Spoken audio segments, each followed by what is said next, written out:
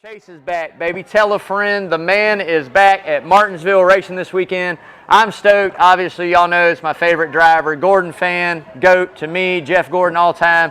Soon as Chase took that 24 over there for that little bit of short stint, had to pull for him. And he's from Georgia, man. You know, you got to pull for those Georgia-bred drivers.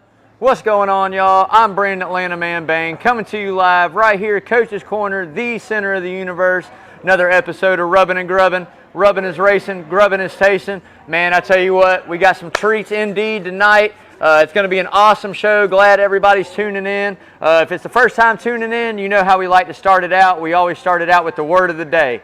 So if you're new to it, basically the way we play this game is Lawrence going to throw a word up. Every time I say that word, you're going to take a sip of your favorite adult beverage. I don't have my sheet up here. I have no idea what the word was last week, but I can guarantee you whatever it was, you probably had a good little buzz by the time it was over. Here we go. Oh, let me see. Last week's word of the day was respect. Well, and we probably talked about that a little bit during that show, and they're the lack of in the sport right now. But this week's word of the day is going to be, boom, I have no idea. I always like to say age appropriate as well. If you're under the age of 21, make sure you get some Kool-Aid, sweet tea, energy drink, get jacked up. I know you're coming back off spring break for most of y'all. Definitely probably not wanting to be at school, so go ahead and stay up late on a Wednesday, man. So getting right into it, we're going to start it out with that NASCAR news, man, and a couple little somber notes. Got to give heartfelt prayers and condolences out there to the Foyt family. A.J. Foyt's wife passed away, monarch of that family, so thoughts and prayers there. As well as Justin Owens. I don't know if you guys looked that up or seen that. Dirt racer there lost his life after an accident here this past weekend. So thoughts and prayers out to the family as well. And Cale Yarborough, not doing well. Got some health issues going on right now. So thinking about him. Hopefully he gets well, man. That's a legend. Actually, my dad's favorite driver of all time there. So hopefully he gets back on it and beats whatever ails him, man, for sure.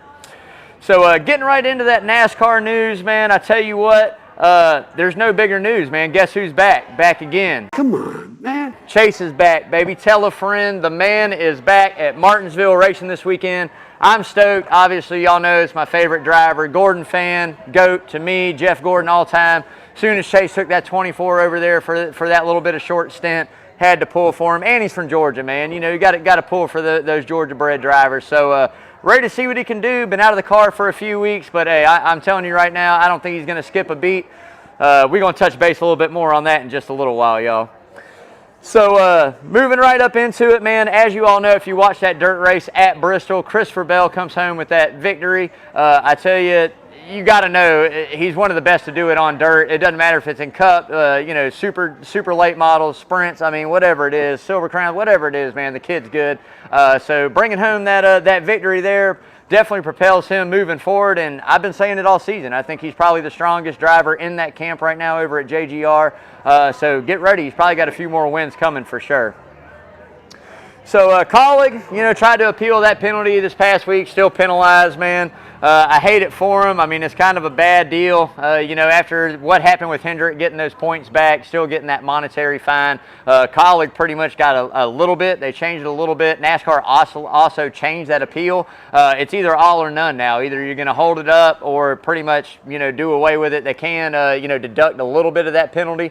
But I tell you what, it's going to change the game. We'll see how we do it moving forward, what happens. All I can say is Colleague should have hired the lawyers HMS did, man, because I feel like, you know, with the same penalty infraction, if they had those lawyers, come on, man, you can't take away from one and not give back to the other as well.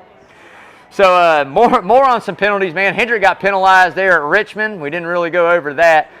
So, you know, looking at it, greenhouse area in that car, they're not going to appeal it. Didn't really, they said it didn't really affect the way the cars ran, so they're going to take that hit. I think it was 75 points there and some driver playoff points. So then, you know, I guess a little bit of redemption there for their appeal penalty, holding that one up for the 48 and 24. But there again, two of the stronger teams in the sport right now and definitely running the 2023 season. So I don't think it's going to affect them too badly moving forward, but we'll have to wait and see what happens, man. So team owners boycott the meeting with NASCAR about the television deals coming up, and really it was more NASCAR wanting to meet about the Chargers, but they kind of boycotted it, man. You know, if you break it down, tracks receive 65% of that money, that TV money. Teams get 25%, and NASCAR gets 10%. Well, the deal with that is NASCAR owns a few of those tracks, so the tracks they own, they're getting 75% of that money. It's been going on for a few years now. We've been wanting to rework the TV deal as an ownership, point of view, wanting a little bit more money, especially with the money they're pumping out over last year, bringing on that next-gen car, having to pretty much swipe everything they've been doing for a long time and just go into a new playbook. So there again, trying to recoup a little bit of that money. I think it's going to be good for the sport. If we can start getting these teams a little bit more money, I think you're going to see money being put back in. I think that helps some of these smaller programs. I mean, obviously, the Hendrick Motorsports, the Penske's, the Joe Gibbs Racing, RCR. I mean, they got money. So I don't think it's really going to, help them as much as it is some of these smaller underfunded teams. But we'll see what happens when they finally do meet up and what comes of it. And especially probably going to have to wait till next year to see what that TV deal is. But as of right now, I mean, $800 million to be on Fox and NBC, big chunk of money. So we'll see how all that goes. So if you haven't yet, man, please go out, like, share, follow, all that social media we got out there. Like I say, you can find Rubbin' and Grubbin' Facebook. You can find it on Twitter. But most importantly, make sure you go and subscribe to that YouTube channel. I say it all the time, more eyes and more followers and subscribers we can get on that, the better off it's going to be. I've got something I'm bringing up here in the next couple weeks to give away before we try to give away this Kevin Harvick helmet. There again, if you're new, go out, subscribe, comment in there, forever, hashtag forever. You'll be entered to win this helmet. Lawrence says 500. I tell you what, at the end of the year, if we don't hit 500, somebody's going to take it away and win it anyways. But the next couple weeks, I got something smaller we're going to do just to give away to try to hopefully get some more subscribers out there, man. But for everybody that has, thanks, guys. I really appreciate the support, and let's keep it going, man. So more big headlines in NASCAR news, and it's not very good news to be talking about, but Cody Ware suspended indefinitely for personal issues that he's got going on. I'm not going to go into too much depth about it because I feel like we got to separate some things. But I will say kudos to NASCAR for upholding that policy and behavioral policies that they hold in the sport. But you can go check it out. It's been the headlines all week. There again, like I said, I'm not going to go into it. That's a personal matter for him to deal with. But at the end of the day, Cody Ware suspended indefinitely, man. So with that being said, could we possibly see the sale of his charter, right? I mean, is Ware Racing going to keep it going, I mean, I feel like Rick did it for his son there with Cody.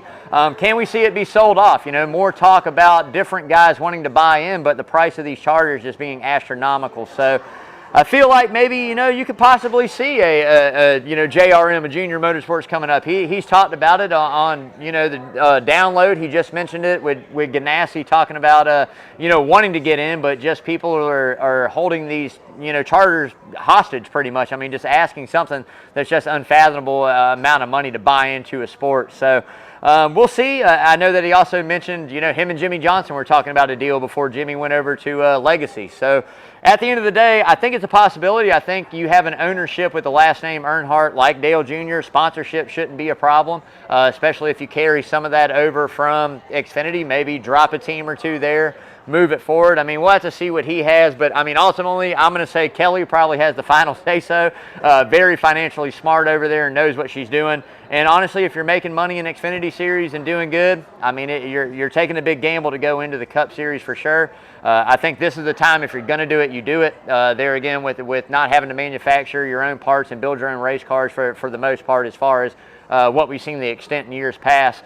So we'll see what he does, man. But I tell you what, I'd look forward to it. I think I'd much rather have a guy like that, a little bit more competitive. He's going to put it in a little bit more and build that program up throughout the years. So there again, we'll have to wait and see what happens. But I think it's going to boost the sport if it does, and could be a really good deal. I think you're going to see some good, talented, big-name drivers or some guys from his Xfinity team moving up. I mean, Josh Berry is a name we've been talking about. A couple good runs there in the Cup Series, runner-up in a top 10. So, I think it's possible that he could do it. The more seat time and more practice he gets behind the wheel and just learning the ins and outs of that next-gen car, I mean, what the hell, man? You could definitely see him up there for sure.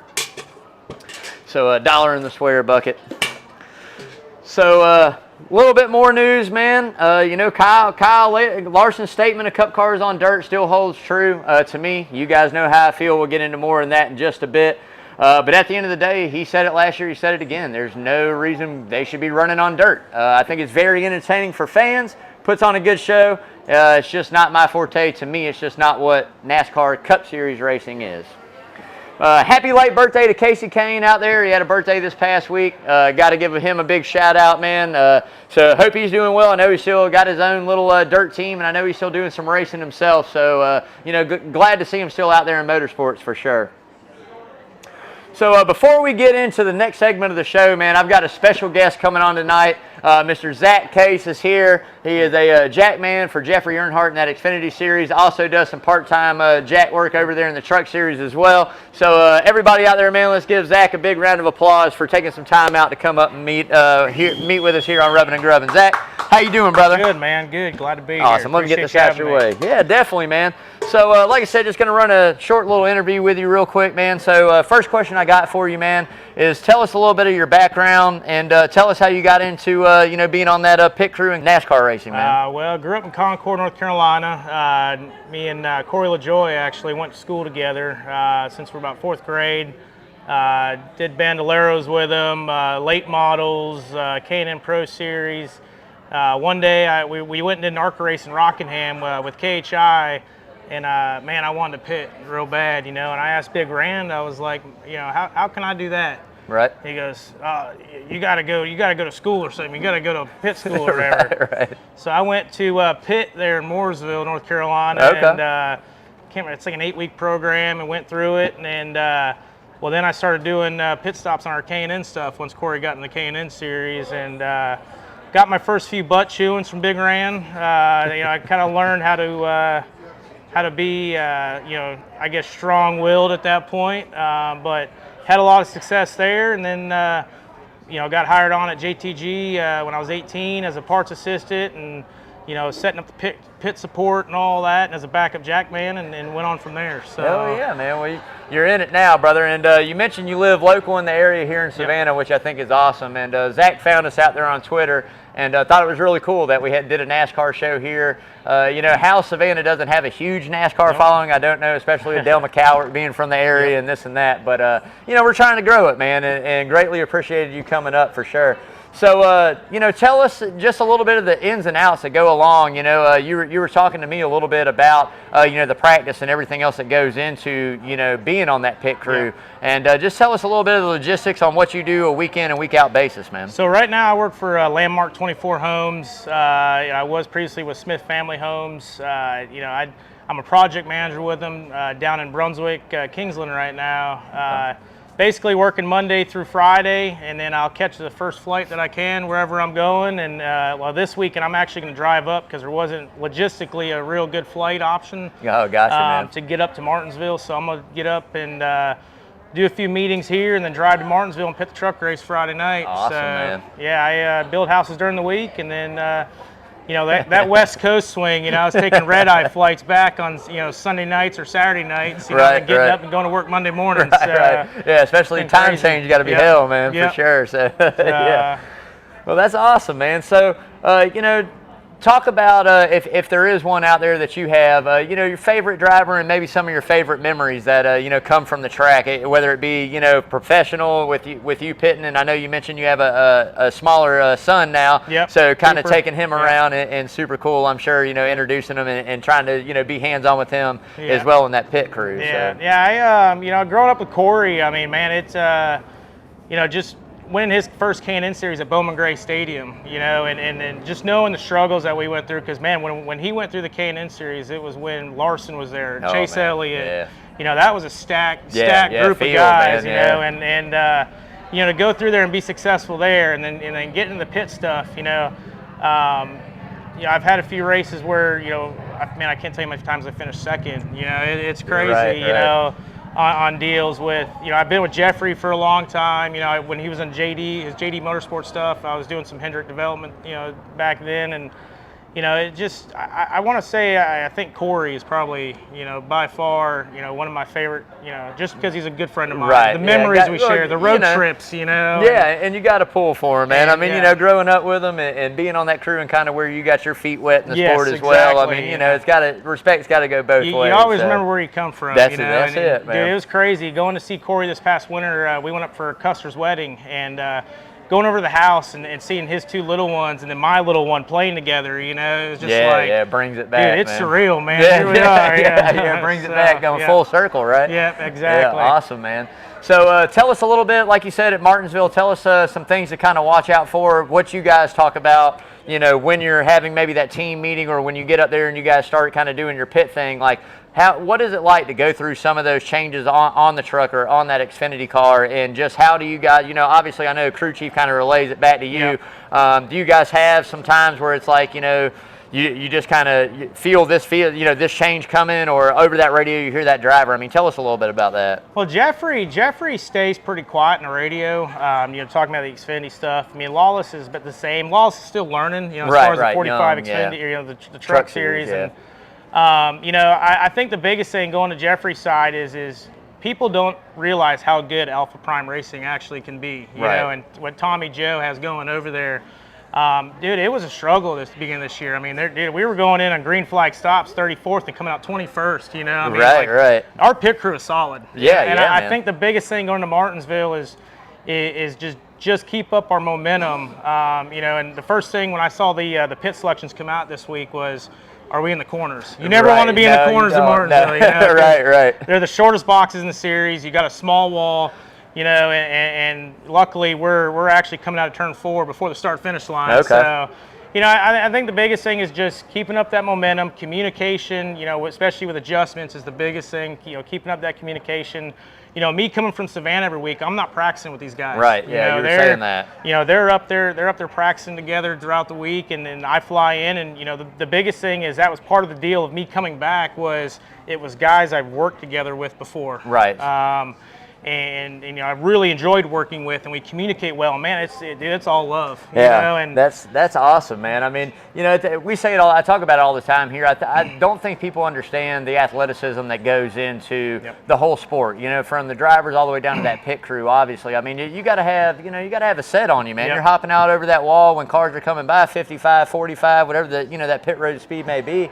And, you know, like you said, that camaraderie, man, and the consistency to be able to do that every time they come in, and when you have a bad one, to turn around on the next one and fix that mistake. And, you know, I think people look at it and, you know, whether you hang a tire or you hang a lug or, you know, something goes wrong and they go, oh, well, that was a horrible stop. You know, it was just that one thing, you know, that little bit of 0.3 of a second cost you X amount on pit road. So, you know, it's awesome to hear it firsthand from you and just kind of know, you know, especially like you said, with guys that you're used to working with. So it's not like you're hopping in with a new crew and learning the lingo that they use or how they communicate or their strong suits and where they're weak at, you know. So that's the biggest thing is it's really it's a mindset. You know, we talk about the athleticism more than the mindset. Well, to me, it's more the mindset. You know, I mean, at the end of each stop, you know, say if somebody misses a lug, or say if I take a second to, you know, something happens, or if I fall down or whatever, you know, at the end of the day, we all hug each other. We all you know, high five, or,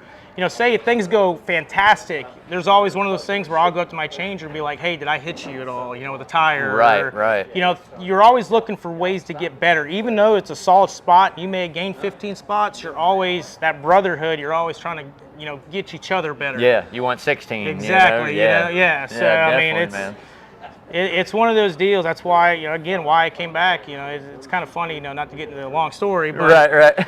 You know, I was out of it for 2 years. Yeah, you're telling me that. It was funny. We were up for a wedding in Charleston, and somebody had said, "Man, when's the last time you pitted a race car?" And I was like, "Man, I think a year or something." And Callie's like, she's like, it's been 2 years. You ain't done it in 2 years. And I'm like, really? It's been that long, you know? And so just, you know, these first few weeks get back in, it's just like riding a bike. And I love that we start in Daytona because it's usually 2 tires. Feel only. You kind of get that feel of the truck or the car coming down pit road, and then you go from there. Yeah, then it's game on, man, for sure. So if you had to pick one out there on the schedule, you know, what is probably your favorite track that you look forward to the most going to? Man, I'll be honest with you. It's usually the last one. Get to go home and have a little time. Exactly. Right? You know, there's a few that I enjoy. I can't say my least favorite's Pocono. Okay. I can say I do not enjoy going to Pocono at all. You know, I like short track racing. I've always been a big fan of Dover for some reason. Yeah, you know, it's cool high track. bank, fast. You know, I mean, I remember we went there K&N racing, and Corey, you know, the first thing I said, man, what's it like going around there? He's like, man, you go off into one, and it feels like your stomach's in your brains. Right. You know, I mean, it's just, It's fast, and I just, the pit walls there are short, and I've always had success there. I think Corey, I pitted for him in an Xfinity race a few years ago at JGL. Man, it was like 2017 or something. We finished like second or third or something. Alex Bowman, I think. Right. So, man, I've always enjoyed Dover. I think it's one of my favorite places. Got a good little rabbit. Go there on my birthday this year. Oh, in a couple of weeks. Yeah. All right. Well, like I said, man, I really appreciate you coming by, stopping on the show. Good to know, you're always welcome anytime you're in the area. I know you're a busy man, but anytime you ever feel like coming up and giving us a little scoop after a race or something, man, would be greatly appreciated, anytime. brother. I think this is real cool, man. People don't realize, the NASCAR, people that actually come around the Savannah area enjoy vacation here. Yeah. It's a nice area. They enjoy it, and we'll keep this thing going. Yeah, definitely, brother. Well, I know you're busy, man. I'm going to let you get out, but before you do, man, I got to have you sign the Rubbin' and Grubbin' flag back here. Pick out a spot, man. And like I said, brother, greatly appreciated. That's Zach Case, everybody. Cool, awesome, man. Brother. Greatly appreciate it. Pleasure as always, brother. Sir. Appreciate the shirt, and I got him a Rubbin' and Grubbin' shirt. So, hey, show us some love out there at the racetrack, brother. Will do, for sure. Definitely, Zach. Thank you, man. Thank you. So again, Zach Case there, like I said, does a little part-time Lawless Allen there in the trucks. Does Jeffrey Earnhardt there in the Xfinity Series, man. What an awesome guy. Hope you guys enjoyed that interview. And big thanks to him as well for definitely coming up and getting on Rubbin' and Grubbin', man. So moving into the next part is that checkered flag for charity. As we all know, this is my favorite part of the show. I've talked about it. Personal friend of mine here on Rubbin' and Grubbin', Miss Jamie Searhouse Monroe, raising money for her. You know how we do it. Whatever car number wins that race is what we donate in. And, hey, it's another 20 going in that pot, man. It was Christopher Bell there this past weekend at Bristol on that dirt. So that goes in. Let's see, brings that total up to $1,641 on the year. We got a cooler coming up this weekend. I'm going to touch base on that and who's playing and what we plan on doing. But, hey, not too bad for a little NASCAR show. And, again, I want to thank everybody out there, everybody here at Coaches, from the staff all the way up to the management to the ownership of John and Adele Henderson, all the way down to every patron, man. I tell you guys, none of this is possible without you guys out there coming up, not only supporting Coaches, but supporting our cause for that checkered flag for charity. So give yourself a big pat on the back for that. And like I say, man, if you come up for lunch, having a few beers with the buds after work or the girlfriends or whatever it may be, you want to donate into Checkered Flag for charity, stop your waiter, stop your waitress, man. Tell your bartender. If you see John and Adele Henderson walking, man, stop them. Tell them you want to donate into Checkered Flag for charity. It'll make sure it goes to the right place. I say it all the time. Doesn't matter. Nickels, pennies, dimes, 10, 20s, 150s, whatever it is you got to donate in, it all goes and stays right here local to help support Miss Jamie's family. And like I said, man, lost her husband and her mother within a very short span of each other. So trying to figure out how to live and definitely taking care of her father that's a little bit older. So, big kudos to everybody that helps support this local area, man. Love all of y'all. So you guys see the hat tonight, man. Before we get into that who's hot and who's not, you guys got to know it. Mr. Parker Eccles over there at Arbor Man Tree Service, he stopped by, and another owner of another tree service here in Savannah, which I got to give him a little bit of love here coming up. Maybe next season. We got to sit down and talk about it. I got to get all three of us together and figure out how we're going to make this work. But Arbor Man over there, make sure you give him a call. You're going to see that number scrolling on the screen all night long. Whatever your tree service needs is, like I say, it doesn't matter if it's full tree removal, stump grinding, need some limbs cut back. Hell, man, if you just need an estimate, hey, Parker is more than happy to come out and give that for you, man. Locally owned, locally operated, fully insured. Like I said, Arbor Man Tree Service, you'll see it scrolling. As I always like to say, no job too big, too small. Give Parker a call, man. Love you, brother. Thanks for the hat. I'm going to be rocking this out from time to time on the show as well, man. So getting right into that who's hot and who's not, and we always started out with the who's hot. Christopher Bell, man, is going to take over that #1 spot this week on the hot list. Driver of the 20 has shown throughout the whole season that he's here to stay, man. That last year was no fluke. I think he had 3 wins last season. He's here to stay, dude. I mean, he's showing, finally coming to fruit of that young talent that we all knew he was, transferring it over from that dirt and Xfinity Series into the big boy level of Cup Series. And I tell you what, man, he's kicking ass and taking names. So definitely slayed him there on the dirt. We're going to get to that in a little bit. But Again, he needs to stay hot and not hit a lull kind of like he did through those summer months last year. Good to see a young talent coming to fruit for sure. And like I said, we talk about all the time, I think that consistency and staying hungry and fast race cars, man, goes a long way. So good to see Christopher Bell doing really well. Number 2, Tyler Reddick, man, comes in on that hot list. Look, man, second place finish there at Bristol. We're going to touch base a little bit more on that in a bit.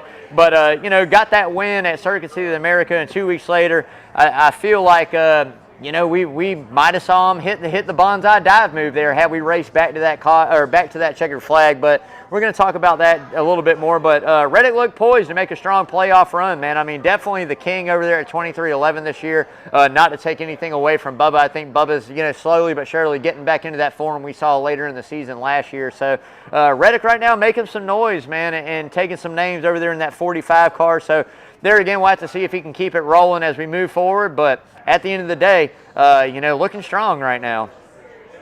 So Ty the Prophet Gibbs, man, y'all see what I did there? Another little nickname there. Got to get on the hot list, man. And I tell you what, I think a lot of people are sleeping on this guy. You know, not my cup of tea when it comes to a young driver. But that driver, the 54 there at JGR, showed he can run with the big dogs, man. After having 4 straight top finishes, y'all, 4 straight, the man is finishing the top 10. You know, so look, at the end of the day, you can't take away anything from him, whether you like him or not. I think the talent has always been there. That's one thing I even said last year after some of the comments and kind of things he's done. He's young. He's going to make mistakes, not only in the media, but on the racetrack. But I think if you bear with him, he's going to be definitely a really good driver to hold the JGR moving forward in that young camp. I mean, when you look at it, they're going to have to reboot here in a couple seasons with a couple older guys, I feel like. So Ty's probably going to be one of the ones leading the way. And I tell you what, man, right now he's doing what he needs to do, finishing races, getting points, and getting those top 10s for sure. So getting right into that not list, man. Look, Bristol Dirt, I'm still not a fan. I swear we need to go back to concrete twice a year at Bristol. I'm going to say it. I think this is probably one of the better dirt races I've seen, probably the best. But at the end of the day, man, it's one of probably the best 3 races all year. I know attendance has been down. We're going to talk about that later. But to me, format needs to be changed a little bit to make it work, similar to the Clash. I think we just need to run some heats and eliminate some cars as we move forward, and I think we'll have a little bit of a better show. Maybe not so many cautions. But at the end of the day, going to be on that not list to me. I think there's some full dirt tracks out there that we can run on. There again, if we're going to say the infrastructure of these dirt tracks, I mean, we'll talk about that more. But at the end of the day, just not my cup of tea, not my forte. Love to hear your opinion on it. You can always write it there in the comments on the live show, or get on you know, Facebook or YouTube. Comment on it, man, when Lawrence posts the show. I mean, I love to hear what you guys think about it as well. So last but not least, Denny Hamlin, man, is on the not list as well. Look, I don't know how long he's going to stay there. We're coming into one of his better tracks. It's a home track for him. The guy is really, really good when we talk about Martinsville. But look, he is yet to finish inside the top 5 this season. And let me see here. With 3 races finishing outside the top 15, the last 3, he needs to get it together. I mean, 3 outside the top 15 and not finishing inside that top 5 yet. I know he finished 6 a couple times, but at the end of the day, he's got it together. I mean, I know Denny's going to rebound. He's one of the best out there. He's one of the elite cup drivers, if you will. He's going to figure out a way and a will to get these stage points and to get a win. I mean, he's not going to go winless, I don't think. I don't think it's that type of year for Denny Hamlin. But look, right now he's going to be on that not list. So we'll see if the 11 camp can get it turned around over there at JGR, get the ball rolling in the right direction, and you know, start getting these stage wins, start leading some laps, and start getting some checkers, man. So before we get into this next, I want to pause real quick for station identification right here on Coach's Corner Sports Network. Hope everybody's having a great Wednesday out there. I hope everybody had a great Easter, man. Let's pause right now. Cheers, y'all. So getting into this Bristol recap, man, another dirt race in the books, and yet still the same feel for me, man. Cup cars do not belong on dirt, especially with this format. That's just my honest opinion. I just talked about it a little bit. I agree with Kyle. I agree with Joey. I just think, you know, it's different, and I've heard even fans call it gimmicky, which we're going to touch base on that word a little bit later. But caution laps wind the race down quick, and even when the racing is good, it's good. But yet when you're getting a good 10, 12 lap run in and wham bam a caution, it's just not my forte. I mean, let's be honest. If you watch that race, I think that we saw Michael McDowell spin around in a full 360 twice. We saw Denny do it. We saw some cautions be thrown. I saw a caution that I didn't think was a caution, and I'm going to have to go and look in the rule book, but Kyle Busch spun out and then immediately was almost at the entrance of pit road, under pit road speed there, and we threw a caution for it. And I felt there was no need for that. I felt like we could have kept them running, kept them racing. So I think NASCAR kind of dropped the ball on that one for sure. I get it. It's safety. It's precautionary. But at the end of the day, man, it's not it. I think a format would be better if we run the heat races. If we run that like you saw to, a certain lap, and then we have a break, and at that break, X amount of cars are eliminated, we go from a full field down to 20, and it not be a point-paying race. That's the biggest deal with me, is just point-paying. I mean, drivers will argue, especially those 4 guys I named last week, Larson, Christopher Bell, and Larson really doesn't, but Christopher Bell, Tyler Reddick, Chase Briscoe, some of the other guys that grew up racing dirt. We run every other discipline of racing, road courses, short tracks, intermediate, super speedways. Why not dirt, right? It's just, to me, it's just not the style of cup racing. That's just me. Cup racing to me, I've said it, 1.5 miles, short track, super speedways, right? And super speedways came into play a little bit later on as well. So we'll see what NASCAR does moving forward with it. But right now, again, to me, still not a fan. And like I said, if we're talking an entertainment aspect, entertaining, but I think it's just, instead of true fans, it's some bullshit that's made for TV. That's just me. So Kyle Larson started on the pole after wrapping up that heat win. Looked strong early, but after contact with the 41 Ryan Preece, it was all downhill for him. They made some contact. He did some pit strategy. Five found himself a little bit back in the field. Those two ended up getting together again.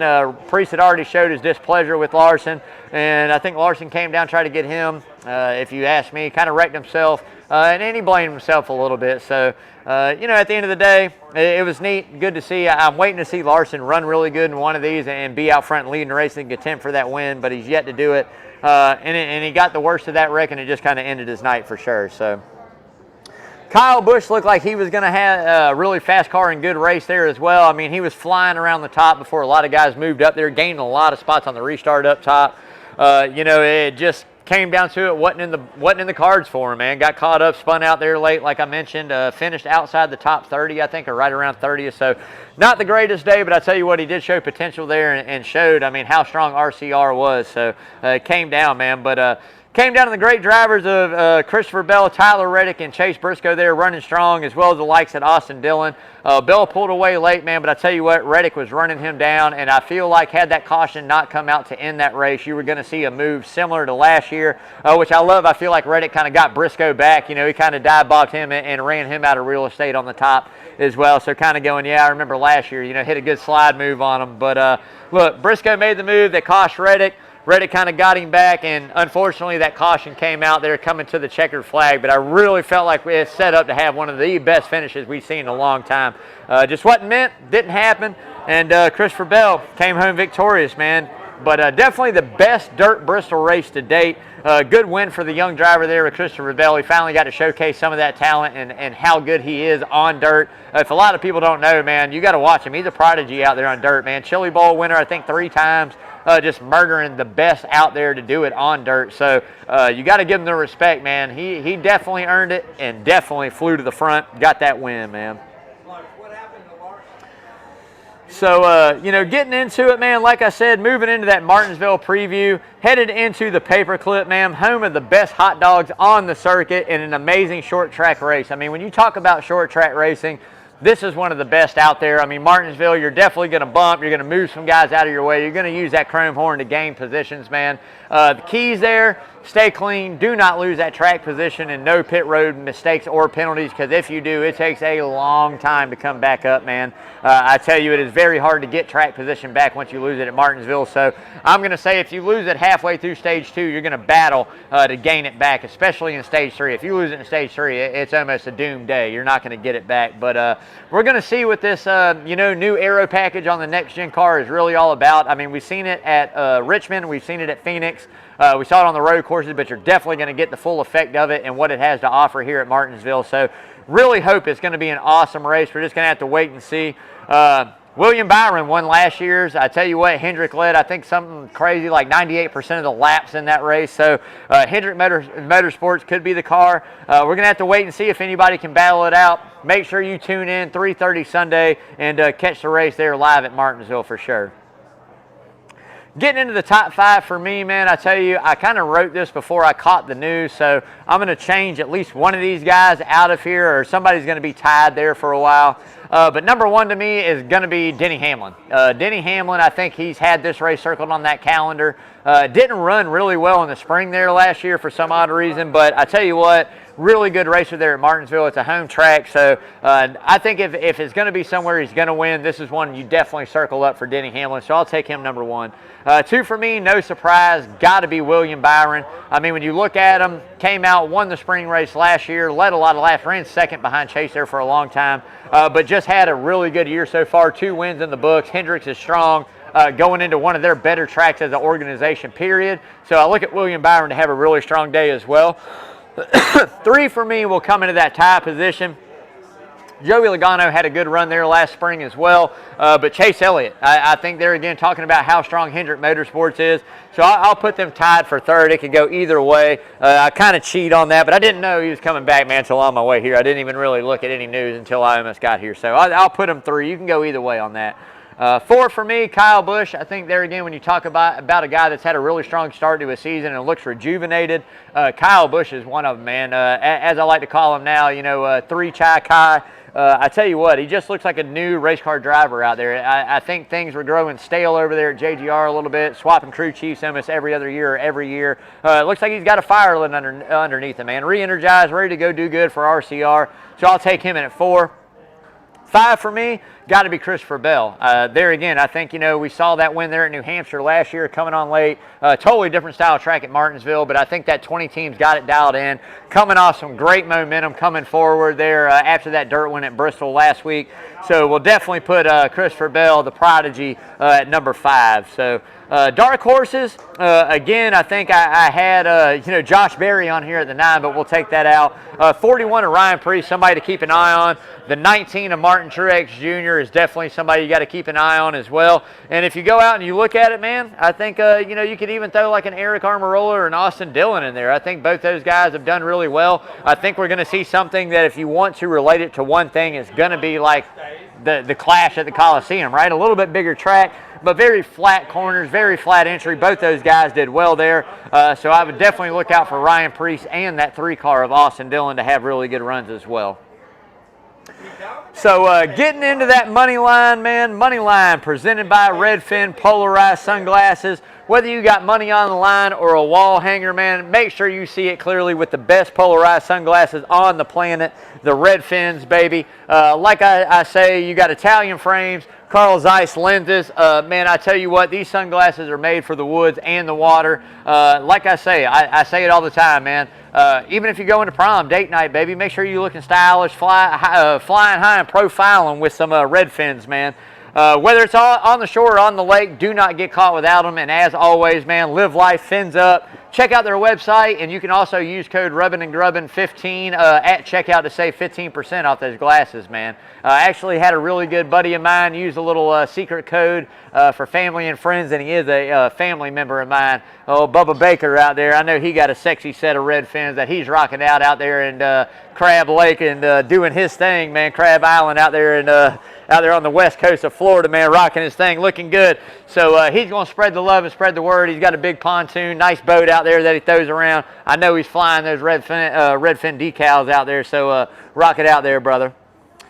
But look, we're back into the positive, baby. We are back into the positive. We did not run it 5 weeks in a row, losing in the Cup Series, man. It wasn't the biggest win, you know what I mean? It wasn't a huge one, man, but we did good, baby. We did good, man. So we're back up to 625 units, which is awesome. We're back in that positive, man. I cannot wait to see what we got going at Martinsville. I looked at some of the early opening odds, and if they post them on what we go through, we're gonna get them as well. But right now, man, look, when you talk about the 24 and the 5 being favored, and they're both very close, 600, and I think Christopher Bell's 3rd. Definitely going to run a couple of those guys. I mean, 24 is going to be a for sure lock.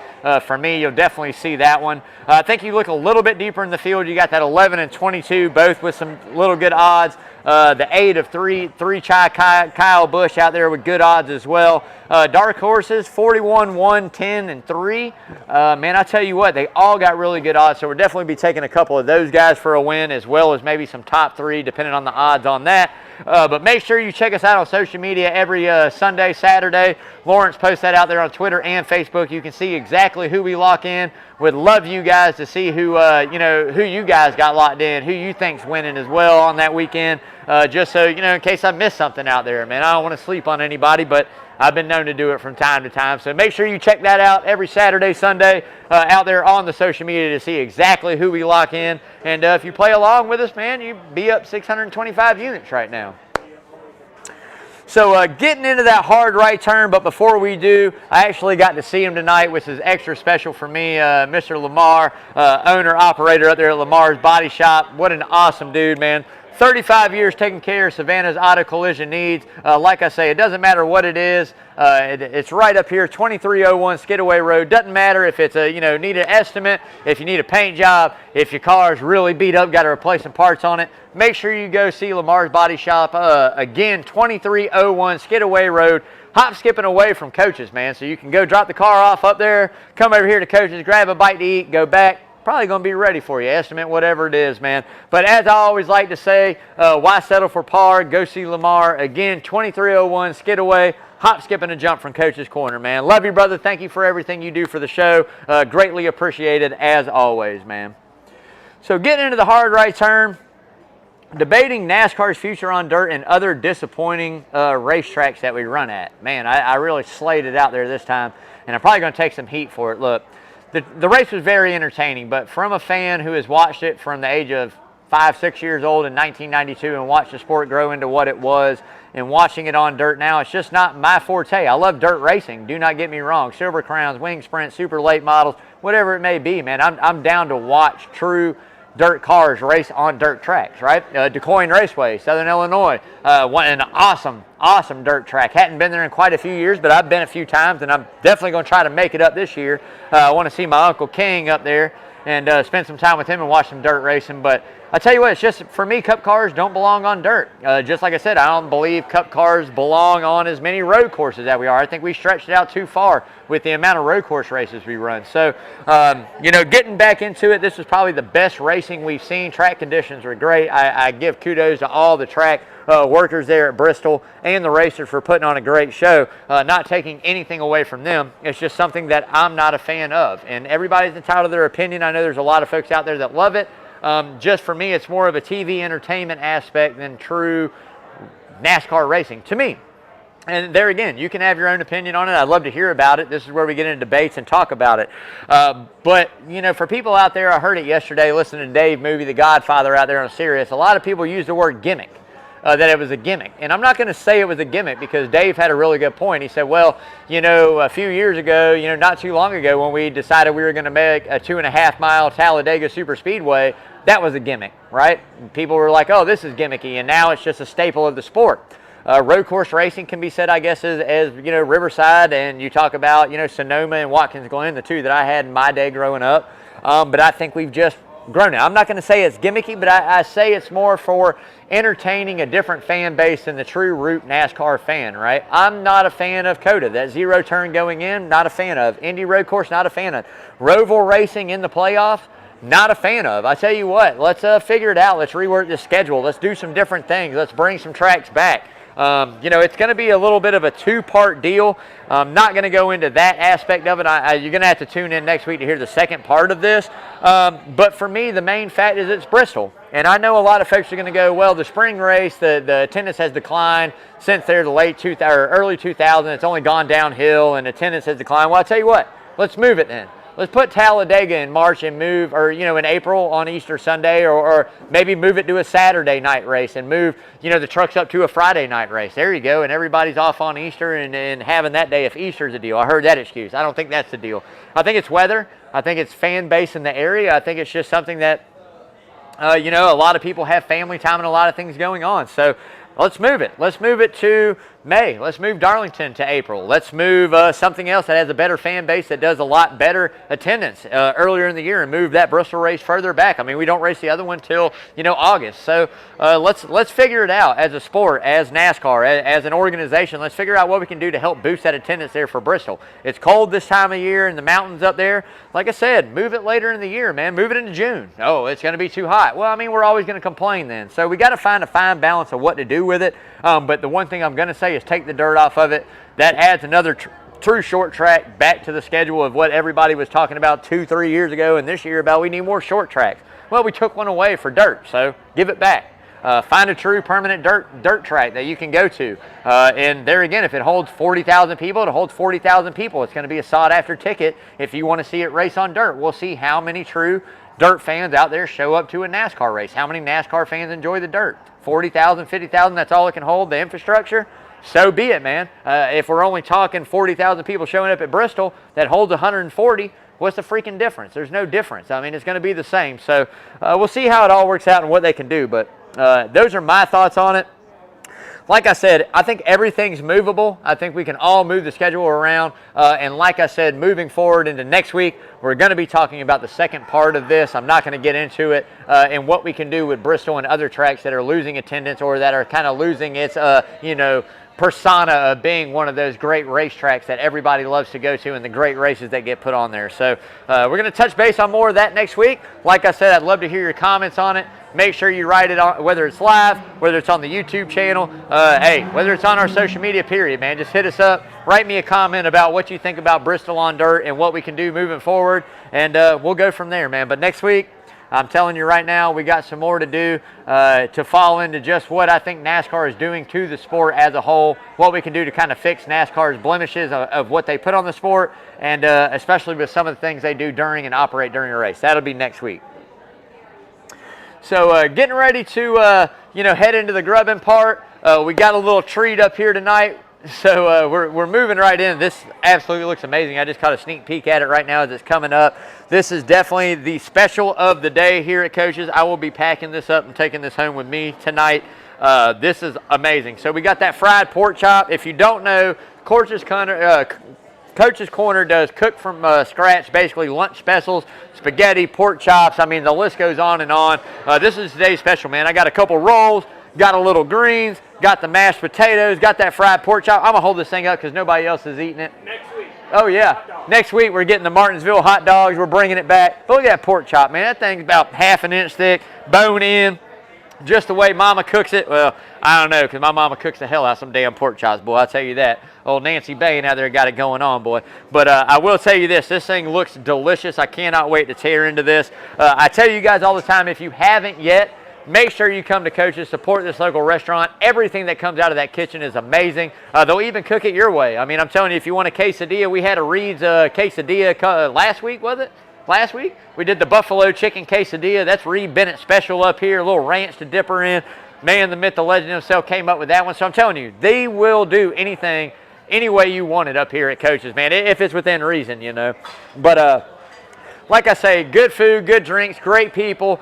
From the management to the ownership to the staff, this place is absolutely one of my favorite restaurants in Savannah. I cannot say again how thankful I am just to be a part of this Coach's Corner family. We got a little special thing going on back here tonight that's getting ready to come up. I mean, John and Adele Henderson open the doors to absolutely anybody and everything within reason that wants to do some good in the community and have some fun events here at Coach's. Want to give a big thanks and shout out to the 19th hole, Sean and Brent Her brothers out there having me on the show. Got to tell them I love them. Thank you guys. My golfers didn't do worth a damn.